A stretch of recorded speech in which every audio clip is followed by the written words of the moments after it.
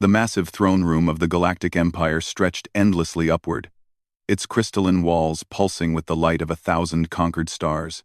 Emperor Zarthax sat upon his floating throne, his forearms draped casually over the armrests, as he reviewed the latest reports from his vast dominion. His scaled skin shimmered with satisfaction, as holographic displays showed tribute pouring in from countless worlds. Another productive cycle, he mused to his advisors, his voice resonating through the chamber like thunder. The Outer Rim colonies have exceeded their quotas by 30%. General Crix Tor, a towering creature with obsidian armor fused to his exoskeleton, stepped forward. "My lord, we have a situation requiring your attention." The Emperor's 6 eyes narrowed with amusement. "A situation? Has another primitive world discovered faster than light travel and declared themselves our equals?" "Not exactly, your magnificence." The general activated a hologram showing a small blue planet in an unremarkable solar system. "Earth. We conquered it during the last expansion wave. Population. Formerly 8 billion humans. Current population. Scattered survivors in underground settlements. And this concerns me because?" The Emperor's tail swished impatiently. "One of the survivors has sent a message directly to your throne. She claims." The general paused, clearly finding the next words difficult to say. "She claims you killed her father and demands justice." The throne room erupted in laughter. Advisors, guards, and courtiers all joined in the mirth. The very idea that a single human from a conquered world would dare make demands of the Emperor was absurd beyond measure. Emperor Zarthax laughed loudest of all, his multiple vocal cords creating a symphony of mockery. "Show me this amusing creature." The hologram shifted to display a young human woman, perhaps 25 Earth years old.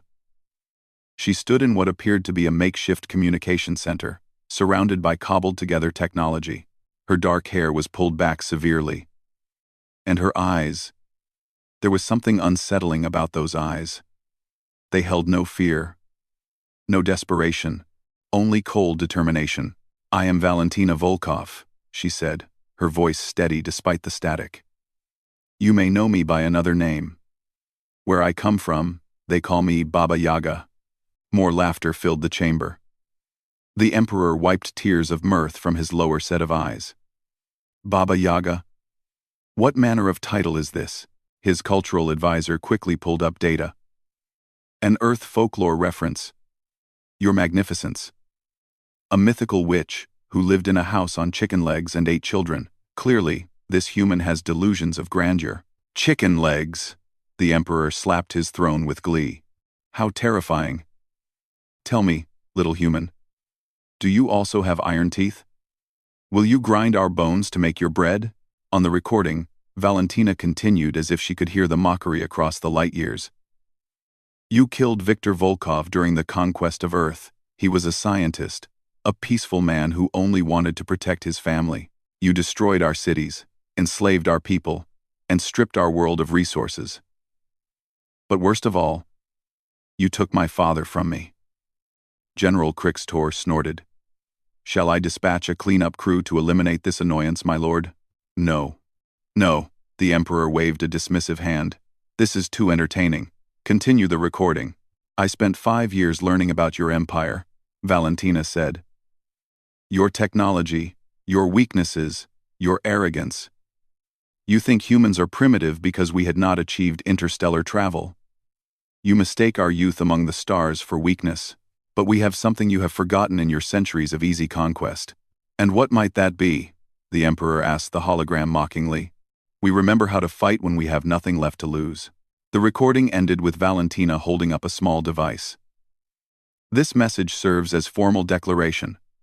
I am coming for you, Zarthax. The Baba Yaga is coming to collect what is owed." The throne room exploded with fresh laughter. Guards had to lean on their weapons for support. One advisor laughed so hard he fell off his hovering platform. Did she just declare war on the entire Galactic Empire?" Wheezed the Minister of Defense. "One human against quadrillions?" Emperor Zarthax composed himself, though his scales still rippled with mirth.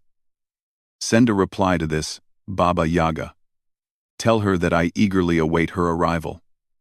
In fact, reduce security on the outer checkpoints. Let us make it easy for her to approach. I haven't been this amused in centuries. Your Magnificence, General Crixtor ventured carefully.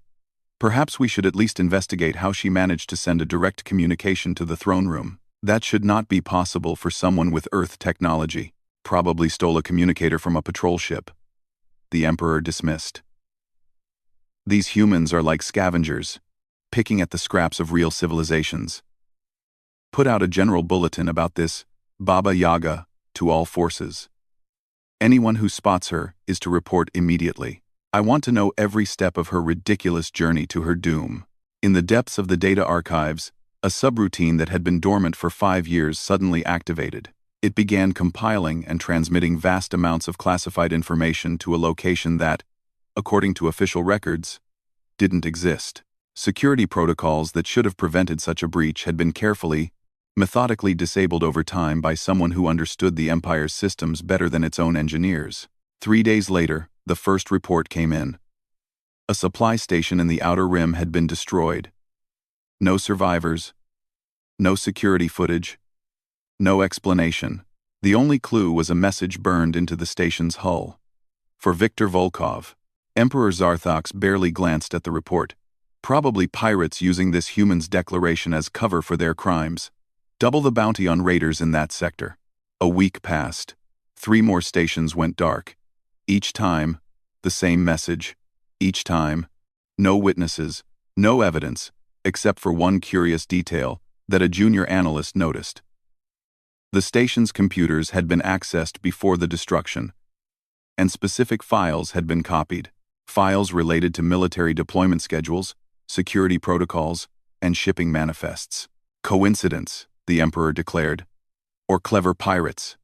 This human couldn't possibly. He was interrupted by alarms blaring throughout the palace. The massive view screen that usually displayed the Empire's glory flickered to life, showing Valentina Volkov's face, but she wasn't in some ramshackle bunker on Earth anymore. She stood on the bridge of what appeared to be a ship, though its design was unlike anything in the Imperial database. "Hello, Zarthax," she said calmly. "I thought you should know that your laughter has been received and noted.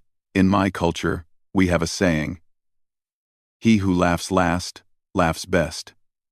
I'm approaching your inner systems now. Your border patrols were most accommodating, though I'm afraid they won't be reporting for duty anymore." The Emperor shot to his feet, all 6 eyes blazing. "Impossible!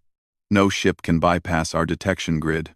Your detection grid was designed to spot ships using conventional technology," Valentina replied. "But humans have an interesting relationship with the impossible. We've been doing it since we first looked at the sky and decided to fly. Since we looked at the moon and decided to walk on it. Since we discovered fire and decided to harness the atom. You made one mistake, Zarthax.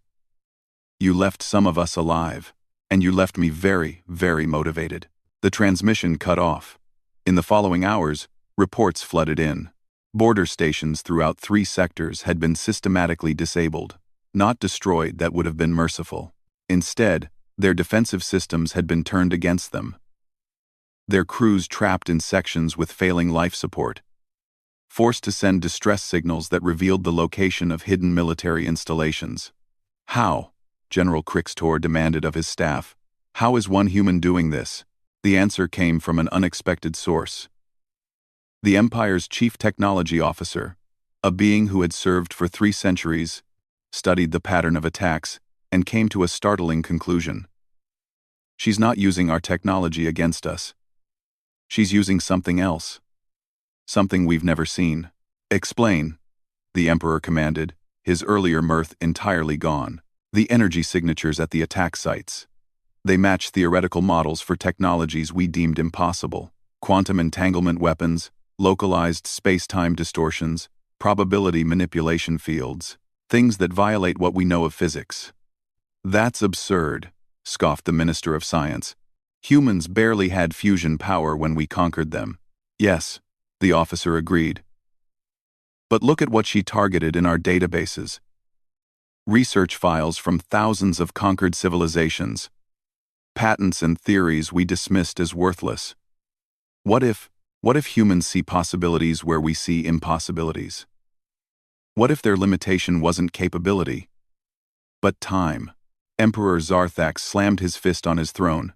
Enough speculation. Deploy the Imperial Guard. Hunt down this pest. I want her brought before me in chains. But even as he gave the order, a cold dread began to creep through the throne room. The laughter was gone, replaced by the unsettling realization that perhaps, just perhaps, they had underestimated what a single human with nothing to lose could become. In the depths of space, a ship that shouldn't exist by any known laws of physics continued its inexorable journey toward the heart of the Galactic Empire. At its helm, Valentina Volkov, the Baba Yaga, studied displays showing the positions of Imperial forces, supply lines, and weaknesses that 5 years of careful infiltration had revealed. She reached into her pocket and pulled out a small photograph, worn from handling. It showed her and her father in his laboratory, both smiling at the camera. On the back, in his careful handwriting, "My dear Valentina, remember that the universe is vast and full of wonders. Never stop questioning the impossible." "I haven't forgotten, Papa," she whispered, "and neither will they." The Empire had laughed at Baba Yaga. But as alarm after alarm sounded across their territory, as impossible things began happening with increasing frequency, that laughter was beginning to sound very hollow indeed. The Imperial War Council convened an emergency session for the first time in over a century. Representatives from every major military branch, intelligence division, and scientific department gathered in the spherical chamber that floated in the center of the Empire's most secure facility. At the center of their discussion was a single human who had done more damage in 3 weeks than most rebellions managed in decades. Admiral Hexara's tentacles writhed with agitation as she presented the latest intelligence. 17 major installations compromised. 32 supply convoys vanished without trace. Over 3,000 military personnel missing or confirmed dead, and we still have no clear image of her ship or understanding of her methods. "This is unacceptable," roared Commander Veltor, slamming his crystalline fist on the table. "One primitive human cannot—" "Cannot what?" interrupted Director Sylveth of Imperial Intelligence, her voice cold as the void. "Cannot infiltrate systems designed by the greatest minds in the galaxy? Cannot turn our own weapons against us? Cannot appear and disappear like a ghost? Because that is exactly what she is doing." On the main display, a map showed the trail of destruction. What had seemed random at first now revealed a clear pattern, a spiral approaching the Imperial core. Each strike calculated to cause maximum disruption with minimal effort. Supply lines were severed, communication relays destroyed, and defensive platforms turned into debris fields. "Play the latest message," Admiral Hexara commanded. The display shifted to show Valentina Volkov. She appeared to be in some sort of workshop, surrounded by technology that hurt to look at configurations that seemed to shift and change, defying conventional understanding of how matter should behave.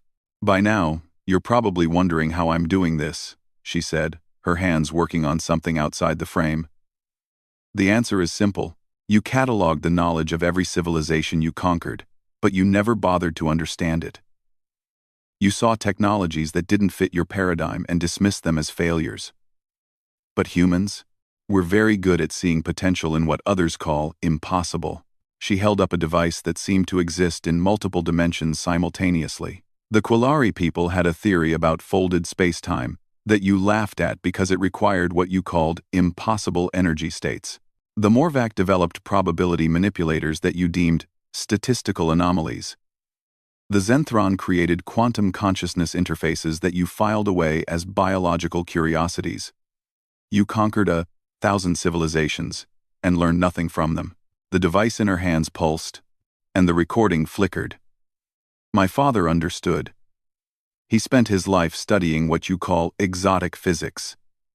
He believed that every impossibility was just a puzzle waiting to be solved. You killed him before he could finish his work, but he left me his notes. And I had 5 years with nothing to do but study and prepare." "We've analyzed her attacks," the chief science officer interjected. "She's right. She's somehow combining technologies we deemed incompatible. The energy readings are theoretically impossible. Then how is she doing it? Demanded Commander Veltor. Director Sylveth pulled up another file. We've been investigating her background. Viktor Volkov wasn't just any scientist. He was Earth's leading expert in what they called unified field theory. He was working on something called the Integration Project when we invaded. Which was? Admiral Hexera asked. According to captured Earth databases, it was an attempt to reconcile incompatible physics models from different theoretical frameworks. His colleagues called him crazy, said he was trying to prove that contradictory laws of physics could coexist if you changed your frame of reference radically enough. The War Council fell silent. The implications were staggering. If the human had succeeded where her father had not, if she had found a way to make the impossible possible. There's more, Director Sylveth continued. We've decrypted some of her early transmissions. She didn't spend 5 years just studying. She spent 5 years infiltrating our networks, learning our systems, planting dormant programs throughout our infrastructure. Every time we run a diagnostic, every time we activate a security protocol, we might be triggering one of her subroutines, as if to punctuate her words. The lights in the council chamber flickered. For just a moment, every display showed the same message. You have forgotten how to fear. I will remind you. Panic rippled through the room before systems returned to normal. But the seed of doubt had been planted. If she could reach even here, 3 days later, the Empire experienced its first true taste of fear. The Nexus Station, a trade hub that connected 12 major systems and processed 30% of the Empire's commerce, simply vanished. One moment it was there. A massive structure the size of a small moon. The next, empty space. The only explanation came in the form of another message from Valentina, broadcast on every frequency the Empire used. Nexus Station is safe, she announced, standing before a view screen that showed the massive station somehow existing in a pocket dimension, its millions of inhabitants visible but unreachable. They have supplies for years, and will be returned unharmed when this is over. I am not like you, Zarthax. I do not murder innocents. But I will take everything you value until you face me yourself. Emperor Zarthax watched the transmission from his throne room, his scales flickering through colors of rage. Around him, his advisors cowered, afraid to speak. The easy confidence of weeks ago had evaporated like mist before a star. How many ships have we sent after her? He asked quietly. 400 and counting, Your Magnificence. General Krixtor replied, his voice subdued. We've lost contact with all of them. They just disappear. No debris, no energy signatures, gone. And her demands? Unchanged. She wants to face you personally, to make you answer for her father's death and the destruction of Earth. The Emperor rose from his throne, his full height towering over even his largest guards. Then perhaps it is time to stop playing games. Prepare my personal fleet. If this human wants to face me, she shall have her wish. But even as preparations began, reports continued to stream in. Military academies found their combat simulations rewritten to show Imperial forces being defeated by a single human ship. Factory worlds discovered their production lines had been reprogrammed to produce devices of unknown purpose. Research stations reported that their experiments were achieving impossible results, as if the laws of physics themselves were being rewritten in localized areas. The truth was dawning on the Empire's greatest minds. This wasn't just an attack on their military or infrastructure. Valentina Volkov was attacking their entire understanding of reality, proving with each impossible feat that their scientific dogma, their unshakable beliefs about what could and couldn't exist, were nothing more than comfortable lies.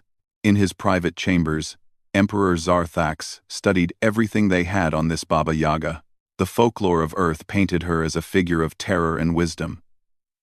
A being who existed outside normal rules, who could be bargained with but never defeated through conventional means. He had laughed at the comparison weeks ago. Now, as impossible things happened with increasing frequency, the myth seemed less amusing. His contemplation was interrupted by his personal security chief. Your Magnificence, we've detected an anomaly in the throne room. What kind of anomaly? Someone has left something on your throne.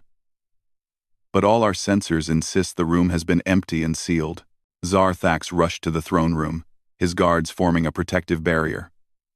There, on his floating throne, sat a simple wooden doll the kind human children might play with. It was dressed in black, with wild hair and a crooked smile. A note was pinned to its dress. With trembling claws, the emperor read the message. In Russian folklore, Baba Yaga's house stands on chicken legs and can appear wherever she wishes. You laughed at the chicken legs, Zarthax. But you missed the important part. The house can appear wherever she wishes, as can I. Your fleet won't find me because I'm already here. I've been here for days, walking your halls, learning your secrets, preparing the final act. You killed my father. You destroyed my world. You laughed at my pain. Soon, you will understand that some things should not be mocked. Some pain should not be dismissed. Some humans should not be underestimated. The Baba Yaga has come to collect. The emperor's roar of rage echoed through the palace, but beneath the anger was something that hadn't been there before. Fear. Real, primal fear. Because if she could enter his throne room undetected, if she could walk among them, invisible and untouchable, then nowhere was safe.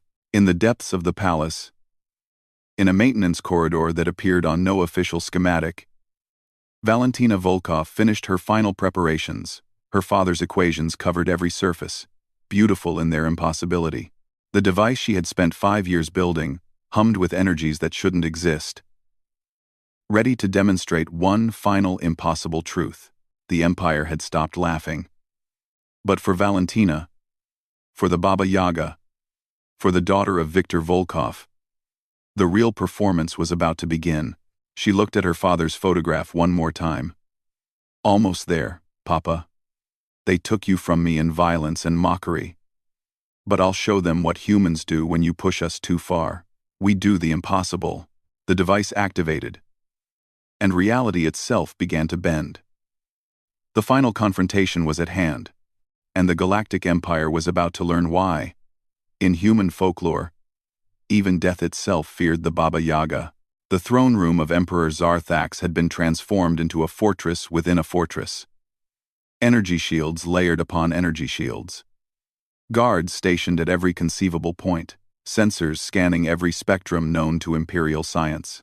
The Emperor himself sat encased in personal armor that could withstand the heart of a star, surrounded by his most elite warriors. Yet despite all these precautions, everyone present knew they were waiting for the inevitable. The Baba Yaga had promised to come, and her promises, they had learned, were as unstoppable as gravity. Status report, the Emperor commanded, his voice steady despite the tension that filled the air like a physical presence. All systems nominal, reported General Krixtor. He never finished the sentence. Between one heartbeat and the next, she was there. Not appearing, not materializing, simply there, as if she had always been there. Valentina Volkov stood in the center of the throne room, dressed in simple earth clothes, carrying no visible weapons, showing no fear of the hundreds of weapons now trained on her. "Hello, Zarthax," she said quietly. "I told you I was coming." "Fire!" the Emperor roared. 1,000 weapons discharged simultaneously. Energy beams, projectiles, exotic particles, enough firepower to vaporize a small moon. They all hit Valentina and passed through her as if she wasn't there. Or rather, as if she was there but also wasn't, existing in a state that their weapons couldn't touch. "Your weapons are designed to work within your understanding of physics," she explained calmly, walking forward as guards continued to fire uselessly. "But I don't exist entirely within your physics anymore. Your empire conquers by forcing others to fight on your terms. But humans? We adapt, we evolve, we find new terms." The Emperor rose from his throne, his personal shield crackling with power. "You think your tricks will save you? I have destroyed civilizations far greater than your pitiful Earth." "Yes," Valentina agreed, "you have. And you catalogued all their knowledge, all their dreams, all their impossibilities. And then you filed them away, forgotten. But I remembered them, every single one." She raised her hand, and the throne room changed. Not physically, the walls remained. The guards stayed in position, but suddenly everyone could see more. Layers of reality became visible. Dimensions folding in on themselves. Probability waves collapsing and expanding. It was like seeing the universe's source code. And it was terrifying in its complexity. The Zerathi understood that consciousness could reshape reality at the quantum level. Valentina continued, her voice carrying the weight of stolen knowledge. The Balorians discovered that time isn't linear but crystalline, able to be fractured and reformed. The Yagari proved that what we call physical laws are just the most probable states of an infinite possibility space. With each civilization she named, another layer of impossibility wove itself into the throne room. Guards stumbled as gravity became negotiable. Weapons sparked and died as their power sources forgot how to function. The very air shimmered with potential. "You conquered them all," she said, now standing directly before the Emperor's throne. "But you never understood them. You saw their knowledge as curiosities, failures, dead ends. Because your empire is built on the certainty that your way is the only way. Your physics, your reality, your truth." Emperor Zarthax lashed out with all four arms, his strength enough to shatter mountains. His fists passed through her, and he stumbled forward, suddenly feeling very small. "My father understood," Valentina said softly. "He looked at all those contradictions, all those impossible theories, and asked a simple question. What if they're all true? What if reality is bigger, stranger, more flexible than any one civilization can comprehend? What if the real power isn't in forcing others to accept your truth, but in accepting all truths?" She pulled out a small device, no larger than her hand. It shouldn't have been impressive. The Empire had weapons that could crack planets. But every sensor in the room screamed warnings about the energies it contained, energies that couldn't exist. 5 years, she said. 5 years I spent not just learning your systems, but integrating them. Every impossible technology, every abandoned theory, every mad dream of every conquered race.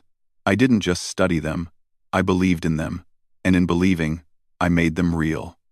The device in her hand pulsed, and the Empire felt it.